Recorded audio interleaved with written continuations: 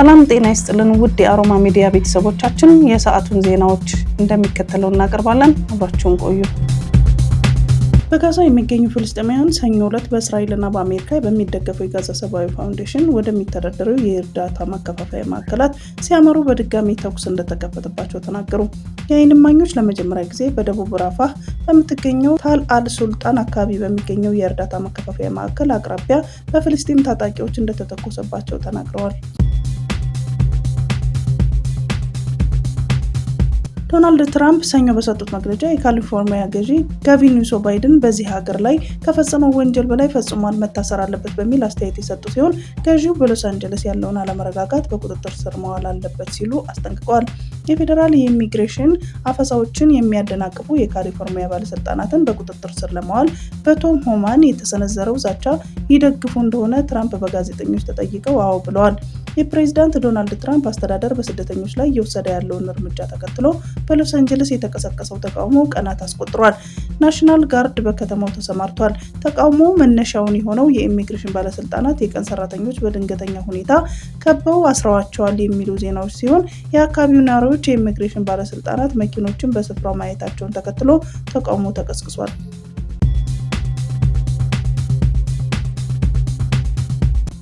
ዩክሬን የአውሮፓ ህብረት አባል መሆኗን አልደግፍም ሲሉ የአዲሱ የፖላንድ ፕሬዝዳንት ተናገሩ። በፖላንድ በተደረገው ምርጫ ካሮል ናውሮኪ አሸናፊ መሆናቸው ይታወቃል። ተመራጩ ፕሬዝዳንት አሸናፊ መሆናቸው ከተረጋገጠ በኋላ ለመጀመሪያ ጊዜ በሰጡት ቃለ ምልልስ የዩክሬንን የአውሮፓ ህብረት አባልነት እንደሚቃወሙ ገልጸዋል። በስልጣን ላይ ያለው የፖላንድ መንግስት ለዩክሬን የአውሮፓ ህብረት አባልነት ጠንካራ ድጋፍ ሲሰጥ መቆየቱ ይታወቃል። ተመራጩ ፕሬዝዳንት ግን የዚህን ተቃራኒ አቋም መያዛቸውን ተናግረዋል። ካሮል ናውሮኪ በምርጫው አሸናፊ ቢሆኑም ስልጣኑን የሚረከቡት በመጪው ነሐሴ ወር ሲሆን ዩክሬንን በተመለከተ አቋማቸው የአውሮፓ ህብረትን እንዳትቀላቀል የሚል መሆኑን በቃለ ምልልሳቸው አስታውቀዋል። ተመራጩ ፕሬዝዳንት ባለፈው ታህሳስ ወር በምርጫ ቅስቀሳቸው ወቅት ፖላንድ የምታነሳቸው ቁልፍ ጥያቄዎች እስካልተመለሱ ድረስ የዩክሬን የአውሮፓ ህብረትም ሆነ የኔቶ አባል አልደግፍም ማለታቸውን ይታወሳል ሲል ኖትስ ፎረም ፖላንድ ዘግቧል። ኮንጎ ዲሞክራሲያዊ ሪፐብሊክ ሩዋንዳ ከማዕከላዊ አፍሪካ የኢኮኖሚ ህብረት ለቃ በመውጣት የክልሉን ቀውስ እያባባሰች ነው ስትል ከሰሰች። ስምምነቶችን መተው ወይም በተጠያቂነት የመጀመሪያ ምልክት ላይ ሂደቶችን ማገድ ክልላዊ መረጋጋትና የባለብዙ ወገን ግንኙነት ስጋት ውስጥ ይከታል ሲል የኮንጎ መንግስት ገልጿል። ኪንሻሳ በተጨማሪ ኪጋሊ በሀገሪቱ ምስራቃዊ ክፍል ያለውን ግጭት ታቀጣጥላለች እንዲሁም ኤም23 አማጽያንን ትረዳለች ስትል ትከሳለች። ሩዋንዳዋ ግን እነዚህን ክሶች ታስተባብላለች። ኮንጎ ዲሞክራሲያዊ ሪፐብሊክ የሩዋንዳ ወታደሮች ከግዛቶቿ በአስቸኳይ እንዲወጡም ጠይቃለች።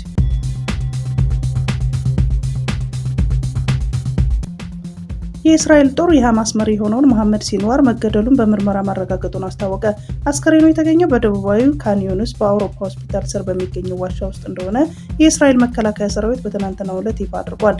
የእስራኤል ጦር መገደሉን በይፋ አረጋግጫለሁ ያለው በጋዛ የሚገኘው የፍልስጤም ታጣቂ ቡድን ይመራል የተባለው የሐማስ ወታደራዊ መሪ የሆነውና የቀድሞ የሐማስ መሪ ያህያ ሲንዋር ወንድም መሐመድ ሲንዋር እንደሆነ ተዘግቧል። ጦሩ የሲንዋር አስከሬን አግኝቶ እርሱ ራሱ ስለመሆኑ በዘረመል ምርመራ ስለመረጋገጡን ገልጿል። እስራኤል የተገደለው ሰው ሲንዋር መሆኑን በዘረመል ምርመራ አረጋግጫለሁ ትበል እንጂ ሐማስ የሲንዋር ግድያ አስመልክቶ ያወጣው ምንም አይነት ማረጋገጫ እንደሌለ ቢቢሲ ዘግቧል። የእስራኤል ጦር ከዚህ ቀደም ባደረገው ጥቃትና ወታደራዊ ዘመቻ የሐማስ ወታደራዊ ብርጌድ አዛዥ መሐመድ ዴፍ፣ የሐማስ ከፍተኛ አመራር እስማኤል ሃኒኤ እና ያህያ ሲንዋር መገደላቸውን ይታወሳል። በመዲናዋ በቀን በትንሹ 4 ህጻናት በመንገድ ላይ ተትተው እንደሚገኙ ተገለጸ። በአዲስ አበባ ከተማ በትንሹ በቀን 4 ህጻናት የተለያዩ አካባቢዎች መንገድ ላይ ተትተው እንደሚገኙ የከተማ አስተዳደሩ የሴቶችና ህጻናት ማህበራዊ ጉዳይ ቢሮ ለአሃዱ ገልጸዋል። ቢሮው ወላጆቻቸው መንገድ ላይ ትተዋቸው የሚሄዱት ህጻናት ቁጥር ከጊዜ ወደ ጊዜ እየጨመረ ስለመምጣቱም አስታውቋል። በተለያዩ ምክንያቶች በመንገድ ላይ ተትተው ወይም ተጥለው የሚገኙ ህጻናትን አብዛኛውን ጊዜ ጤነኛ ሆነው እንደማይገኙ የተናገሩት የቢሮ ኃላፊ ወይዘሮ ቆንጂት ደበላ በዚህ አይነት መልኩ የተገኙ ከ280 በላይ ህጻናት ክበበ ፀሐይ የህፃናት መርጃ ማዕከል ውስጥ እንደሚገኙ ገልጸዋል። በሌላ በኩል የከፋ ምግብ ችግር ያጋጠማቸው ከ38500 በላይ ህፃናት ቢያንስ በቀን አንድ ጊዜ ምግብ እንዲያገኙ ለማድረግ ለ26 ማዕከላት ምገባ የሚካሄድ ሲሆን ከህፃናቱ ጋር በተያያዘም ለማሳደግ የሚፈልግ የሀገር ውስጥ ጉዲፈቻ እየበዛ መምጣቱንም አንስተዋል። የልዩ ፍላጎት ያላቸው ህጻናት በተመለከተ በትምህርት ቤቶች ትምህርቱ እንዲሰጥና ትምህርት ቤቶችም እንዲበዙ ለማድረግ ስራዎች እየተሰሩ መሆኑ የተገለጸ ሲሆን የአእምሮ እድገት ውስንነትና የባህሪ እክል ለገጠማቸው ልጆች አስፈላጊውን እገዛ እየተደረገና ስራዎቹ እየተሰሩ መሆኑን ተመላክቷል። በ2017 ዓ.ም ብቻ በአዲስ አበባ ከተማ ከ137 በላይ ቤተሰቦች በህጋዊ መንገድ በሀገር ውስጥ ጉዲፈቻ ልጆችን ከመንግስት ተቀብለው ለማሳደግ ወረፋ እየተጠባበቁ መሆኑን ሚኒስትሩ ስለማስታወቁ አሃዱ ከዚህ ቀደም መዘገቡ ይታወሳል።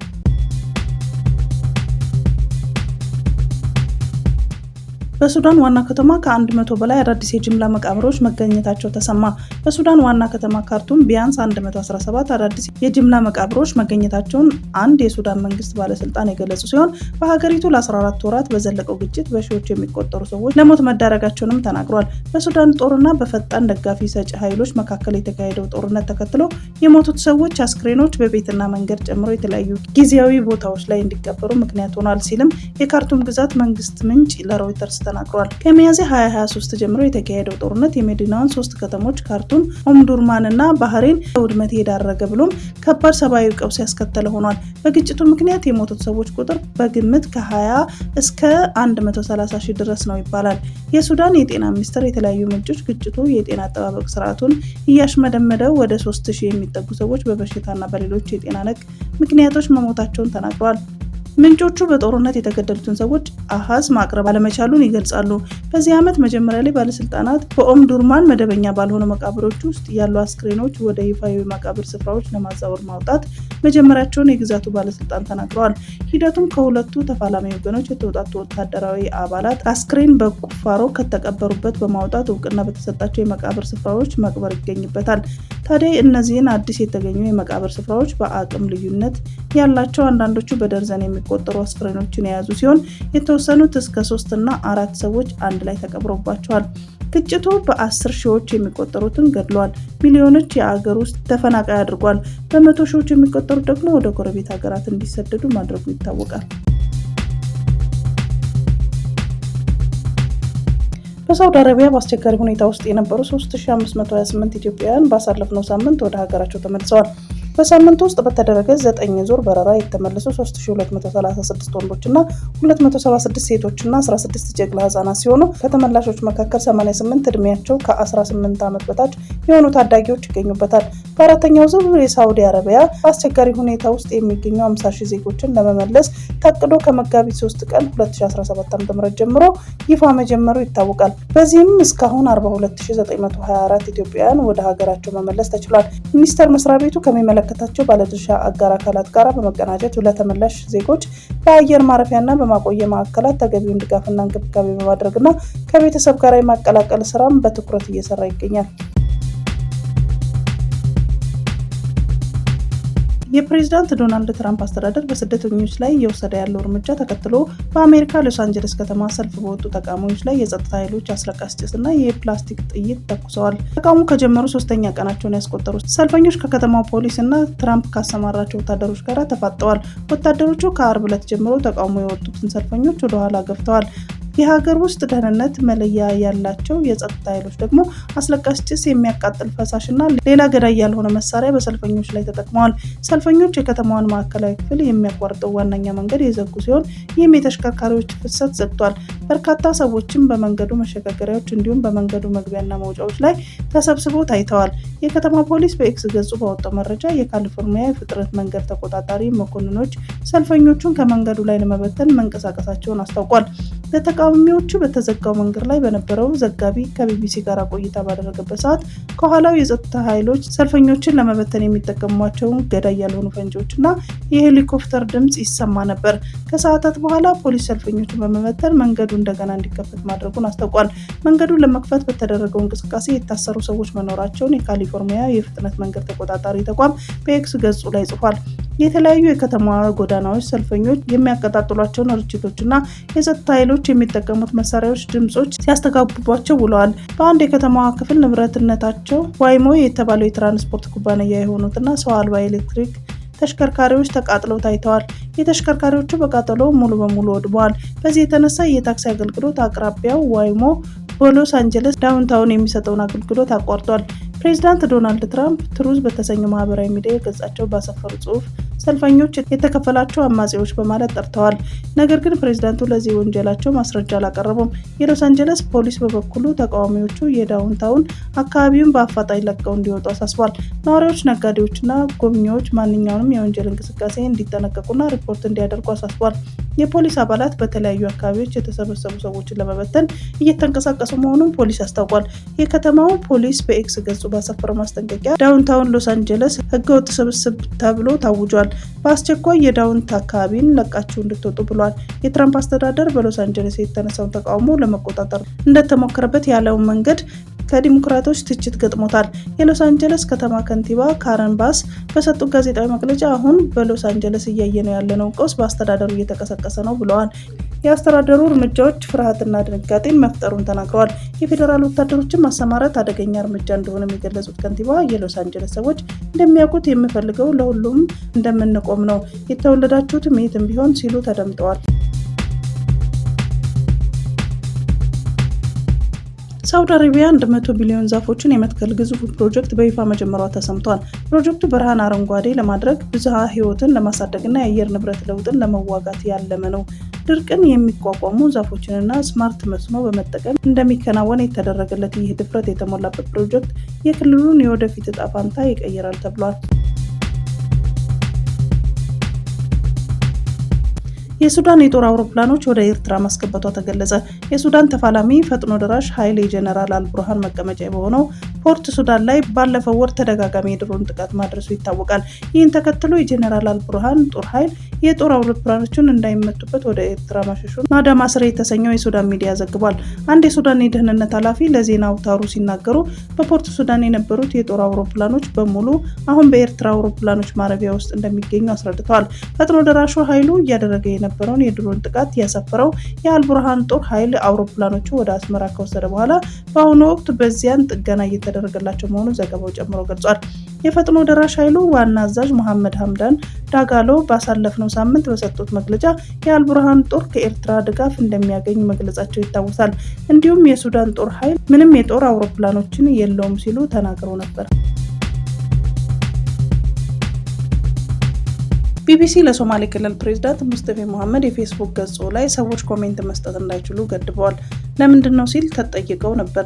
የእሳቸው ምላሽ አልገደብኩም፣ ሰዎች ኮሜንት አስተያየት መስጠት ይችላሉ። የፌስቡክ ገጼ እንደራሴ ቤት ነው።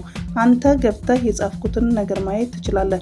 ለምሳሌ አሁን ስለ ጂጂጋ ከተማ እንዲህ አይነት ነገር አከናውናለሁ ብዬ ከጻፍኩት አንተ እዛ ላይ ኮሜንትን መስጠት የምትፈልግ ከሆነ ሼር አድርገህ ፕሬዝዳንቱ የጻፈው ነገር ትክክል አይደለም ማለት ትችላለህ። ለሁለታችንም ጥቅም ነው። በእኔና በሰዎች መካከል አለመግባባት የሚፈጥረው ነገር ምንድን ነው? እኔ የምለው ሼር አድርጋችሁ እዛ ላይ ሀሳባችሁን ጻፉ ነው። እነሱ የሚሉት እምቢ፣ እይታችንን የምንጽፈው በአንተ ፌስቡክ ላይ ነው የሚል ነው። አንዳንድ ሰው የገዛ ቤቱን መቃሚያ ሊያደርግ ይችላል። ሌላው ደግሞ ከዚህ በተቃራኒ የቤቱን ንጽህና ሊጠብቅ ይችላል። አንዳንድ ኮሜንት መስጫዎችን ክፈት የሚሉ ሰዎች ይህንን የፌስቡክ ገጽ ላይ ስለ ብሔርተኝነት የጥላቻ ንግግር ማውራት የሚፈልጉ ሰዎች ናቸው። እኔም አልፈልግም። እኔ የምፈልገው በእይታ ከኔ የሚለይ ነገር ያለው ሰው ፌስቡክ አለው፣ በራሱ ፌስቡክ ይጻፍ፣ ማንም አይከለክለውም። ስለዚህ ከሚዲያ ነጻነት ጋር የሚቃረን ነገር የለውም። ግን እኔ የገጹን ስነ ምግባር እየጠበቅኩ ነው። የዓለም መሪዎች ይህንን ነገር ይፈልጋሉ ብዬ አስባለሁ። ግማሾቹ አሁንም ያደርጉታል ብለዋል። ሉፍታንዛ ግሩፕ ከ15 ቀን በኋላ ወደ እስራኤል በረራ እንደሚጀምር ገለጸ።